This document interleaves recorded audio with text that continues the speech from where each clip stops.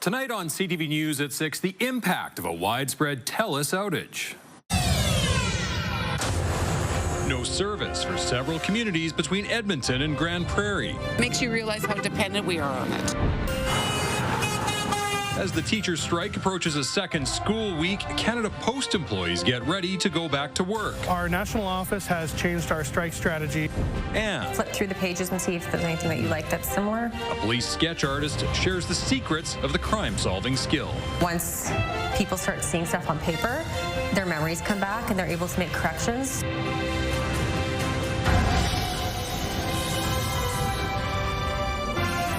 CTV Edmonton, local breaking news with Jeff Hastings. Good evening. Thousands of Telus customers have been left without service west of Edmonton, an outage affecting internet and mobile devices. CTV's Miriam Valdez-Carletti reports from Mayerthorpe, where people are frustrated heading into the long weekend. The town of Mayerthorpe is no stranger to mobile service outages. We have an outage all the time here. That was not new, but it didn't last at this long. A Telus outage means internet, cell phones, and landlines have been down along Highway 43 in communities including Barhead, Grand Prairie, and White Court since yesterday afternoon. It makes you realize how dependent we are on it. Haven't been able to talk to my relatives on the phone or make plans. Several businesses in Mayerthorpe have cash-only signs on their doors or are closed entirely. My business is solely depend on internet, and just because we are on a rural town, it's very hard to get another internet provider, especially for pharmacies. Pharmacist Satya Patel says she's had to turn away patients trying to get their medications ahead of the long weekend. I can't fill their prescription. People would like to get their medication. You can't let them go without it, and I can't charge. She plans to return on her day off since many can't contact her. Mayerthorpe's mayor says some people took advantage of the outage. Someone broke into my storage unit at the facility here in town. Luckily nothing was taken, but because of the cell phone outage, I couldn't even talk to the cop in the moment. She says internet and cell service in town is already unreliable, and most people don't have landlines. I'd hate to think that we had seniors without some sort of a way to get hold of emergency services if they needed to. Telus says the outage was caused by a third-party excavator damaging cables in White Court along Highway 43. The company has activated emergency roaming so people can access 911 until service is fully restored. In Mayerthorpe, Miriam Valdez-Carletti, CTV News. Police believe a man facing charges following a sexual assault at the Jasper Place Transit Centre may have assaulted other people. Police say last month a man approached a woman at the transit centre just before 8 in the morning. He asked to shake her hand and give her a hug. When she refused, the man continued to try to touch her until a second woman intervened. Police say the man then tried to kiss a teenage girl. The second woman intervened again. 40-year-old Fabian Sandypoint has been charged with assault, sexual assault, and obstruction. Police believe he may have tried to hug or touch several other people in the same area around the same time. The Alberta government is adding an additional support payment for children with complex care needs. This applies to people who receive family support for children with disabilities through the province. Kids 12 and under can get an extra $30 per instructional day. Kids 13 and over get an extra $60. The Alberta Teachers Association and the province will be back at the bargaining table on Tuesday. And until a deal is reached, teachers are rallying. As CTV's Nariman Issa reports, teachers are looking to drivers for support. At dawn, hundreds of teachers, advocates, and students converged on the Walterdale Bridge, targeting their message at morning commuters. Bridget Kennedy is a second-year English teacher. She says since day one, she's had to deal with overcrowding in classrooms and not enough resources. So I have a class of 32. That's my biggest class right now. And just with some of them, it's obviously no fault of their own, but they do need these extra supports. She says as a result, some students are falling through the cracks. Just due to how many children there are and all these different complexities that they have, they aren't able to get the direct care that they need just due to so many of them require it. This event was organized by advocacy group Public Interest Alberta. They plan on holding rallies for the duration of the strike. We're really concerned about this government's approach to teachers in public education for the past few years, but it's really come to a head. So we just thought visibility, wave some flags, get some honks, show people that we're out here. A loud message, they say. to get the province to put public money back into public education. It's hard for the teachers, it's hard for the families, it's hard for the communities to watch public schools be harmed in this way, and it's time to really get back to the table and start working on the things that matter for our communities. I miss my students very dearly. I went to West Ed yesterday and actually saw a couple of them, and I had to turn around because I was going to start crying because I miss them so much. The Alberta Teachers Association, the province, and a mediator are meeting Tuesday to try to hash out a deal. Naranisa, CTV News, Edmonton. Some special visitors brought work to a halt at the teachers' strike headquarters in Edmonton today. The organization Dogs with Wings breeds, trains, and places service dogs with people who need their support. Today, the team brought a couple of dogs by to greet Edmonton public and Catholic school teachers. Yeah, I think it is a very stressful time for everybody, a lot of unknowns, and just having something to brighten your day helps alleviate that stress a little bit. Dogs with Wings has been around since 1996. An Alberta nonprofit wants to make sure the whole family is fed this Thanksgiving, including pets. Parachutes for Pets is preparing Thanksgiving hampers for cats and dogs. They'll be available at Boyle Street Community Services' annual Thanksgiving meal this Sunday. Hampers include everything from food supplies and water to walking gear and toys. While the charity has been helping with a similar event in Calgary for years, this is the first one in Edmonton. But it is not necessarily a lot of options for their pets, and we don't want to see any pets going with an empty stomach this time of year. It's our primary mission is to keep owners with their pets, especially if somebody's dealing with a stressful situation. The last thing they should have to deal with is having to give up their pet. Parachutes for Pets offers pet food bank services all year round. Pet supply donations are always welcome at their Southeast Edmonton location. Hope Mission is hosting its annual Thanksgiving banquet for Edmonton's most vulnerable.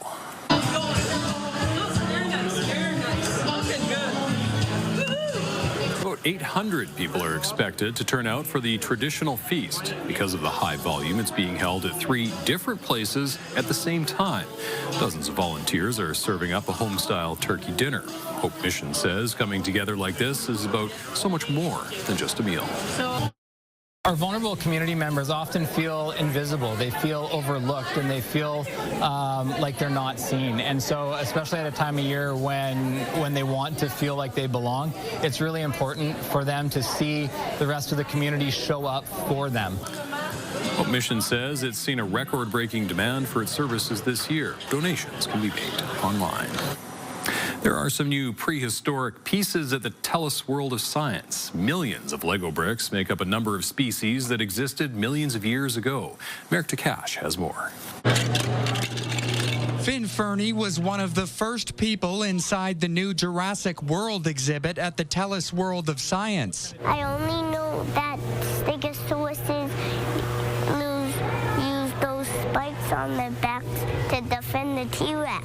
Dozens of children got an early look at the new gallery a day before it opens to the public. I call one of them a Bumpy Lumpy because it has tons of bumps on it. Jurassic World was built with 6 million pieces of Lego. A team of Lego artists from Australia is responsible for putting it together. Just to build the models took was 10,000 hours of build time with 6 million Lego bricks over a period of about 6 to 9 months with a team of 30 people. This exhibit is meant to be interactive. It includes 6 different areas where people can get creative. Every single area within the exhibit also has a build area.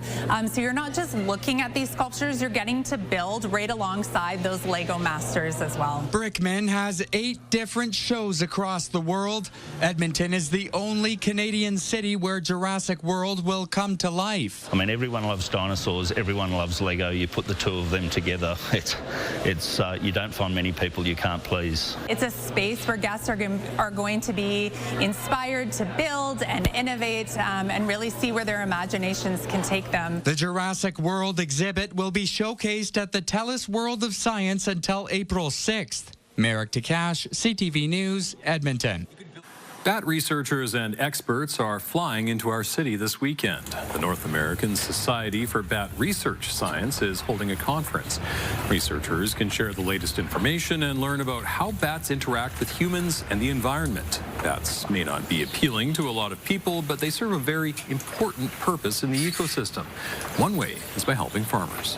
The bats are effectively nature's insecticide or pesticide. So what they're doing is they're flying around all night.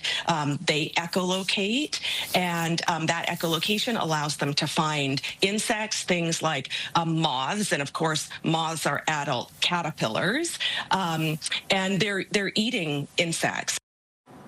There are 6 bat species in Edmonton, all help control the bug population. Well, it's time now for our first check on weather. CTV's Kaylin Mitchell joins us, filling in for Josh. Thank you, Jeff. Well, I know Halloween's coming up at the end of the month, trick-or-treating with it, of course, but it was all treat for weather today around Edmonton. The high temperature, 23 degrees. Didn't quite get up to the record high of 27.8, but a lot of sunshine. Now, there are some changes ahead as we move into and through the upcoming Thanksgiving long weekend. It begins as we start to get in behind an area of high pressure. Behind that, there is going to be a cold front that is going to be moving north to south across areas of Alberta for tomorrow, bringing with it some showers, maybe a scattering of some very light flurries, some gusty winds, and definitely a cool down in temperatures. So we're actually going to see that fall of temperatures. We take a look at the next 24 hours for Edmonton. As we move through tonight into the early morning hours of tomorrow, temperatures come down to around 8 degrees, and that'll be the high temperature for our Saturday, as the cold front moving through will actually cause temperatures to fall a couple degrees into and through the afternoon. Now, the front is going to be accompanied by some gusty winds. We've got some northwest winds that'll actually have some peak wind gusts up to around 40, 50 kilometers per hour. Highest chance of showers will be in the morning, and that'll be followed by cloudy periods afternoon into evening. I'm going to have more in the forecast coming up a little bit later on. Jeff. Thanks, Kaylin. Still ahead on CTV News at 6, the Canada Post strike enters a new phase. Well, the corporation likes to tell everybody that they lose $10 million a day. Well, that's probably not that far off for postal workers. The Postal Workers Union has a new strategy that will get mail moving again, and we had the largest employment spike Alberta's ever seen outside the pandemic period. New jobs numbers paint an optimistic picture for our province. Stay with us.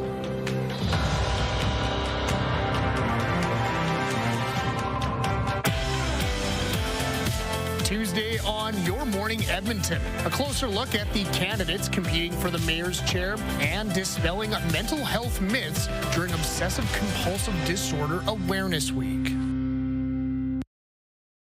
You by James H. Brown Injury Lawyers, the heavy hitters of injury law.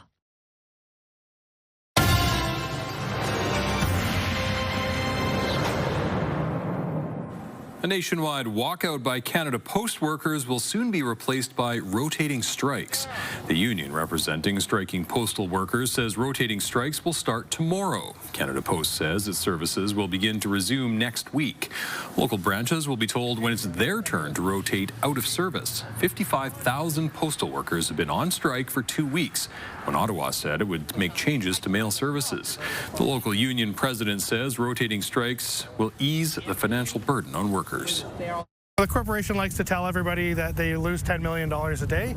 Well, that's probably not that far off for postal workers, right? So the difference is it's an individual company or the 55,000 members of the union who are taking those losses. Canada Post says it is waiting to hear back from the union on its latest offer from last Friday.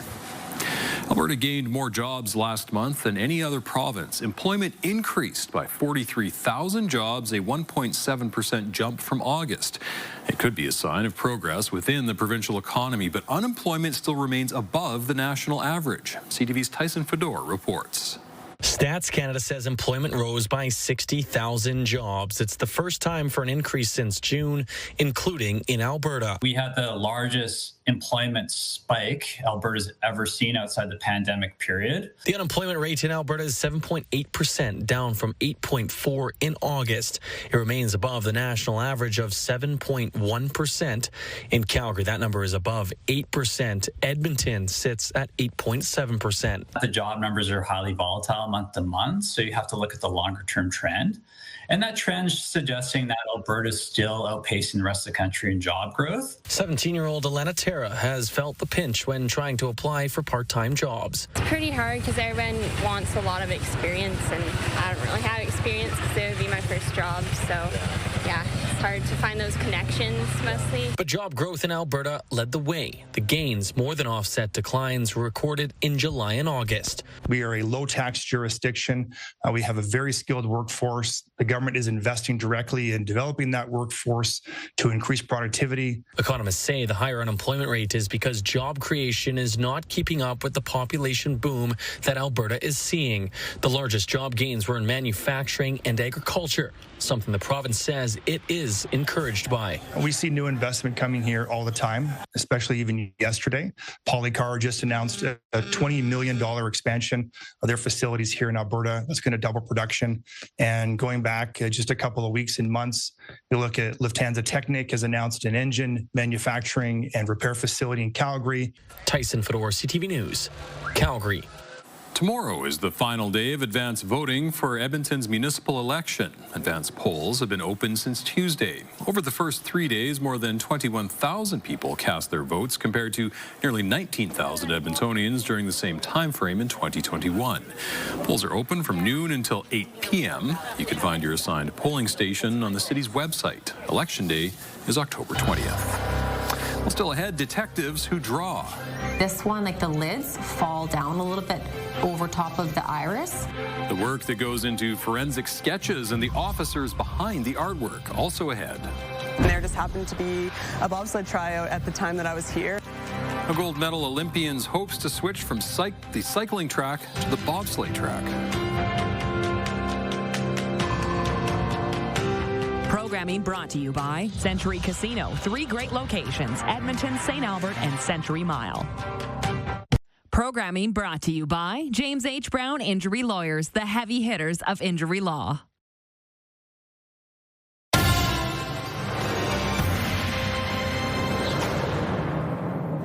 Police sketch artists aren't normally in the spotlight, but their drawings can generate tips and leads when investigators have exhausted other avenues. At EPS, officers are behind the artwork. Only a handful have the training and talent to translate a person's description into an image using only their memory as a guide. Jeremy Thompson went to Police HQ to learn more and try his hand at describing a suspect. Just flip through the pages and see if there's anything that you like that's similar. Okay. Detective Megan Bloomhagen walks me through the process of describing a subject for her to sketch. A hair wig. So hair is kind of short, blonde, kind of spiky in the front. I'm attempting to describe CTV meteorologist Josh Clausen. Maybe slightly thicker eyebrows, maybe? It's proving more difficult than I first thought. When you're describing the person, you're being really honest with what they look like, including age, ethnicity, skin color, and if you don't know something, we're not making it up. Working from memory is tough. Flipping through reference books full of faces allows me to find features I think are similar to Josh's. This one, like the lids, fall down a little bit over top of the iris. It's a collaboration and a work in progress. As the detective draws, she asks for feedback. Once people start seeing stuff on paper, their memories come back and they're able to make corrections. Detective Bloomhagen and Sergeant Amanda Ross are part of a small team of forensic sketch artists at EPS. They do a handful of sketches each a year, in addition to their regular police work. I had a composite sketch artist come and do a sketch for one of my files, and then just seeing how that had so much potential to generate information on an investigation was it started to pique my interest. The job requires special training, both for drawing and the professional people skills to guide witnesses through the process. usually navigating through trauma. Having the interview background for me helped. I was already comfortable talking to complainants and witnesses and being able to draw things out of their memory. At a time when artificial intelligence can generate digital images almost instantly, police believe sketching will stick around. They say when working with memory, imperfection is an asset. It may not look as polished because we don't want to make it look so specific that a person's going to think it has to look exactly like that. Releasing a sketch of a suspect is usually only done once most other investigative techniques have come up short. They're used for all kinds of crimes, often when investigators suspect a repeat offender is the culprit. We really want to be able to help advance files, bring closure to witnesses and victims, and it's a good feeling when you can contribute. After about 45 minutes, Detective Bloomhagen reveals her likeness of Josh. In a real investigation, she would spend 3 or 4 times longer refining the sketch with the witness. So, how much does it look like Josh? Hair's not bad. I don't love the crow's feet, but I do have crow's feet. The artists do say prominent features are the most important details. You'll notice I have a little bit of a skunk eye on the left side, and she kind of nailed the skunk eye. Jeremy Thompson, CTV News, Edmonton. And Josh is off tonight. Kaylin Mitchell is here with another look at weather. Thank you, Jeff. Well, fall is a season of change, and we do have some changes ahead for our weather tomorrow for Edmonton and actually large areas of Alberta.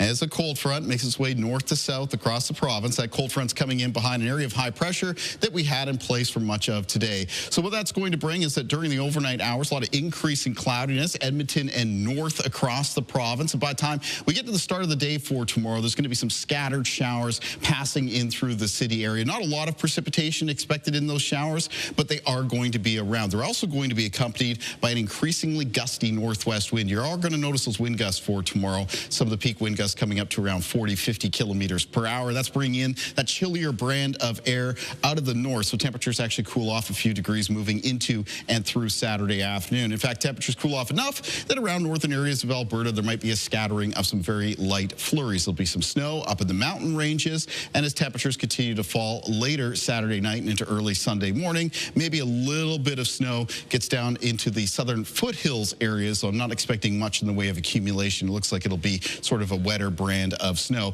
As for Sunday's forecast right now, starts off in the morning with a very low chance of a couple flurries, mostly just to the north of the city, and I wouldn't expect any accumulation where a few flakes show up, and then after that, heading over to a mix of sun and cloud for the afternoon hours, and still breezy. It's going to be chilly into the start of next week. Speaking of snowfall outlook, though, here it is as we move through Saturday and into Sunday. And you can see that aside from the mountain ranges, not a lot is expected in any snow that does make an appearance in behind that front as it moves through. Morning low temperatures around the province are mostly going to be around the mid to high single digits. And then that front is going to keep temperatures cooler for many areas of Alberta for the afternoon. So taking a look at tomorrow's forecast, we can see that temperatures in the afternoon are expected to be near 4 for Peace River and 5 at Grand Prairie. 8 cooling down to 6 for Edmonton, and Cold Lake ends up on the warmer side of the front through the first part of the day, so 14 there. And likewise, some southern and southeastern areas of Alberta still hold on to some milder air into the start of the day, including 22 at Medicine Hat, but temperatures will be coming down Saturday night into Sunday, of course. Let's take a look at the 5-day forecast. So here we are for Edmonton. You got a chilly, breezy day for Sunday. Cold start to next week, well, the holiday Monday, that is. Morning temperatures around -6, brisk in the afternoon. Sunny with temperatures coming up a few degrees on both Tuesday and Wednesday of next week. And that trend in rising temperatures will continue towards the middle part of next week, with high temperatures possibly approaching the mid-teens on Thursday. That looks like it'll be the warmest part of the next 10 days, because after that, temperatures begin to cool down on Friday and into the following weekend, which at this point in time is looking pretty fair with a mix of sun and cloud. Jeff. Thank you, Kaylin. An Olympian from Sherwood Park is setting her sights on a new sport. Cycling champion Kelsey Mitchell is pushing for a spot on the Canadian bobsleigh team. CTV's Glenn Campbell reports. Kelsey Mitchell is used to going at high speeds on the cycling track. Now she's hoping to hit even higher speeds on the bobsleigh track. she's decided to take a break from the bike and concentrate on a new sport. Been here training, and there just happened to be a bobsled tryout at the time that I was here, and I feel like 21-year-old me would be mad if I didn't take that opportunity, and so I went, and it was so much fun. I love the environment, the sport. Of what I experienced in the ice house was so fun, and so decided to go all in, and here I am today. This isn't the first time Mitchell has tried out for the bobsleigh team. She tried it back in 2015 and 2017. Back then, she wasn't strong enough or powerful enough, but she is now. Well, I think that came with age naturally, and then with cycling, obviously, I trained the lower body quite a bit. So my leg strength was there for a bobsled. I needed to actually work on the upper body a bit, and then learn the running mechanics, because I'd never actually done proper track sprinting, and so I keep cycling my legs. I've got a bad habit from cycling now, and so I'm trying to learn how to fire them more like pistons. Mitchell won a gold medal in sprint cycling at the 2021 Summer Olympics in Tokyo.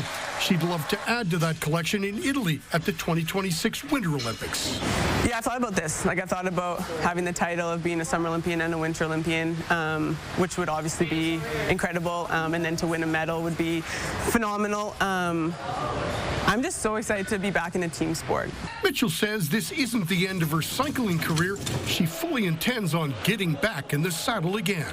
My body just needed a break. My left leg wasn't cooperating, and I was doing absolutely everything I could to be the best I could be in Paris, and I obviously fell short of my goals. And so time away from the bike has helped me mentally, obviously, fall in love with sport again. And then I think when I go back and I return to Edmonton, where the new velodrome will be, it'll be a fresh start in a new environment, and I'll be ready to tackle LA 2028.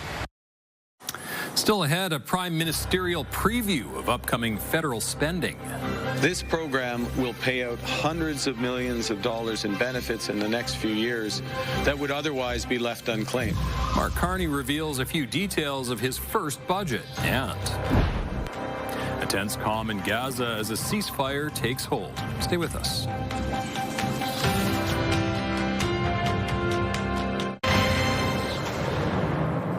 Prime Minister Mark Carney is weeks away from unveiling his first federal budget, and today revealed a few things in it he says will help Canadians. CTV's Rachel Aiello reports.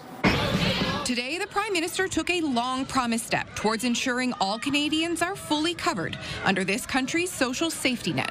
Starting next year, the Canada Revenue Agency will automatically file taxes for low-income individuals. This program will pay out hundreds of millions of dollars in benefits in the next few years that would otherwise be left unclaimed. The Liberals are also making a pilot program that provides food to schools nationwide permanent, and are renewing the Canada Strong Pass, making museums, parks, and train tickets cheaper for a month over the December holidays and again for summer 2026. Since no one can possibly experience all that Canada has to offer in just a few short months. The announcement, the start of a political communication strategy. Today was a preview of some of the things we're going to see in the next federal budget. There's going to be more good news, trust me. That was exactly my question. Trust me. But not all see it as good news. They're printing cash to pay for their out-of-control spending. Today, the government couldn't say why the years-old Liberal promise to make tax filing easier hadn't been acted on sooner, or why it'll take until 2028 to fully implement it. I mean, we can talk all day about why something didn't happen in 2023 or 24 or 22, what have you, but I know certainly moving forward in this budget, 25, 26, 27, we have ambitious goals. The Prime Minister said these measures will be considered operational rather than capital expenditures, a new distinction this government intends to make in its budgets. Rachel Aiello, CTV News, Ottawa. CTV also asked the Prime Minister if he believes Canada will needs another pipeline from Alberta to the West Coast. We believe, this government believes in nation-building projects, which can, in both clean and conventional energy. Those projects have several characteristics. Material economic benefits, linking together different parts of our economy, consistency with our climate objectives, and benefits and participation for Indigenous peoples. So those elements coming together can come together in a pipeline to the West Coast. A ceasefire is now in effect in Gaza, approved earlier today by the Israeli cabinet. As CTV's Kamal Karamali reports, there's now a tense calm in the region as we await the release of both Israeli hostages and Palestinian prisoners. Although other ceasefires have failed, there's hope that this one will be longer lasting. Mass movement on the ground in Gaza. Hours after Israel's government approved a ceasefire plan early Friday, ratifying the first phase of a peace deal with Hamas. Thousands of Palestinians making the trek from the south of the Strip north to Gaza City, what was once a city of roughly 1 million people reduced to rubble. Families returning to what's left of their homes. Fida Hara searching for a mattress, even a pillow. Because winter is coming, she says, but she doubts she'll find anything. Israeli forces seen withdrawing from parts of the enclave, troops now stationed behind a line of agreement. But it is still in Gaza. So there is a tremendous amount of work to be done. The next 3 days crucial to the success of this deal. Israel has agreed to release 250 Palestinians locked up in prison cells and another 1,700 detainees. While Hamas has agreed to release 48 Israeli captives, 20 of them still believed to be alive, and a deadline to return them by Monday. The Red Cross will be intimately involved in trying to facilitate the exchange of Palestinians and Israelis. There will be a lot of discussion on the ground about what routes they will take. Starting today, about 600 humanitarian aid trucks are also expected to enter Gaza daily after the United Nations had declared a famine nearly 2 months ago. This aid is life-saving, and we need to see it get in immediately. This first phase, part of U.S. President Donald Trump's 20-point plan, with U.S. troops touching down in Israel to monitor the ceasefire, while U.S. President Donald Trump will arrive in Israel on Monday and is set to address Israeli parliament and convene world leaders for a summit. Despite President Trump's quest for the prestigious honor, the Nobel Peace Prize has been awarded to the leader of the Venezuelan opposition, Maria Corina Machado, for her tireless work promoting democratic rights. Maria Corina Machado currently lives in hiding and refuses to leave Venezuela. She was being lauded for being a key unifying figure in a once deeply divided opposition to the Nicolas Maduro government.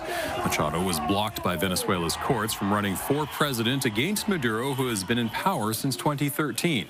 Here's the moment Machado received the call. You will be awarded the Nobel Peace Prize for 2025. Oh my God, I have no words. This is a movement. This is a achievement of a whole society. In response to the announcement, the White House communications director posted, "The Nobel Committee proved they place politics over peace." However, Machado herself recognized the U.S. president, posting a dedication of the prize to the suffering people of Venezuela and President Trump for his decisive support of her cause. 19 people are missing after an explosion at a Tennessee explosives plant. Authorities say there are fatalities. The blast occurred today about 80 kilometers southwest of Nashville at a facility that processed explosives and ammunitions for the military.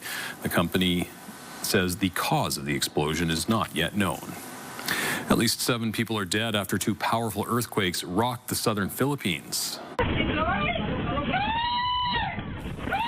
The first 7.4 magnitude earthquake caused landslides and a brief tsunami scare. The second quake struck the same area, registering at 6.8, and prompted concerns that already weakened buildings could collapse.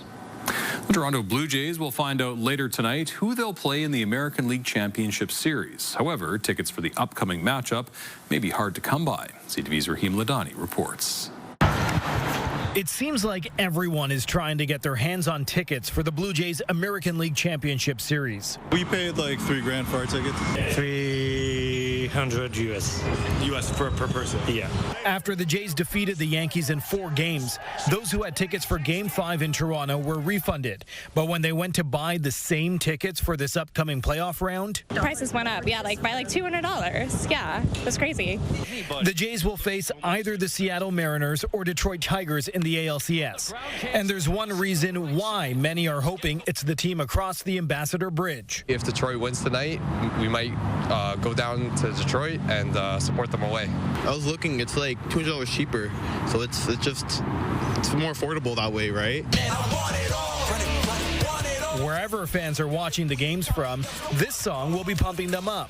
Like the knife in, I'm locked in, it's game time. Titled I Want It All. This is a unique collaboration between Toronto rapper Sorry and the legendary Randy Bachman on guitar.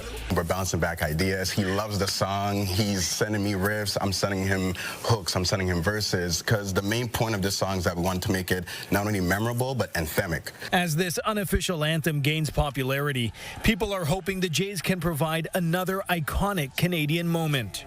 I vividly remember jumping off my couch when Joe Carter hit that game-winning home run back in the 90s. So I'm just hoping that we get to re-experience all that again. It would be great for the next generation to see and to experience nationwide. But first, they have to win the ALCS, with Game 1 going Sunday night.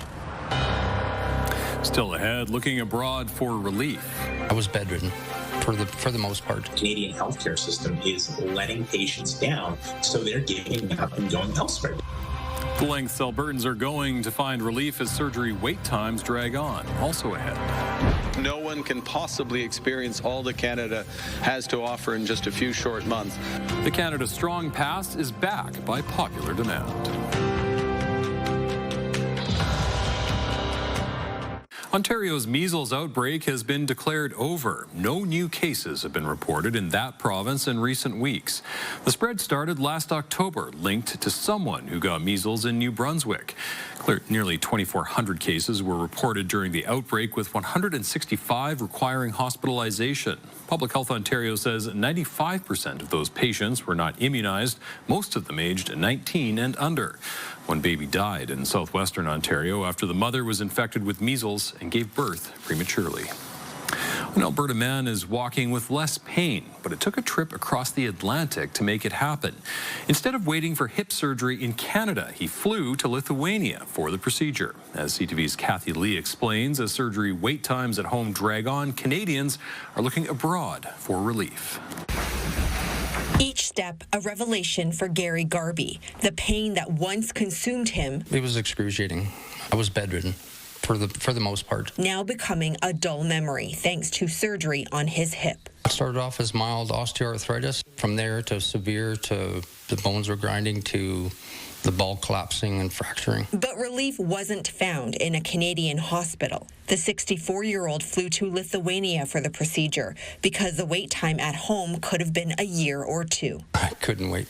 I was just like, I was losing it. We would have sold things if we needed to in order to go and get this done. It was at that point. The surgery alone was $16,000. But that price tag's still cheaper than a private clinic back home. Some places almost double. Garby's surgery was facilitated by Med Travel Solutions. It says 95% of patients are from Canada, and they try to schedule everything within 6 weeks. This is a growing phenomenon. The Canadian healthcare system is letting patients down, so they're giving up and going elsewhere. They don't want to wait. In a statement, the province says there is more work to do to reduce wait times across our healthcare system, but that Alberta continues to perform better than the national average in surgical wait times in 4 areas: hip replacement, hip fracture repair, knee replacement, and radiation therapy. Still, for Garby, the system failed him. It's hard to comprehend that you'd have to travel that far to something that like this severity in order to remedy it. But now the focus is on the future. With each day, he feels closer to reclaiming the life. Things are just going to get better from here on in. He thought he had lost. Kathy Lee, CTV News, Strathmore, Alberta. Looking at today's markets, the Canadian dollar closed at 71 cents U.S. Oil was down $2.61, closing the day at $58.90 U.S. a barrel. Gold gained nearly $28 today. The TSX and Dow Jones finished the day lower, 419 points and 878 points, respectively.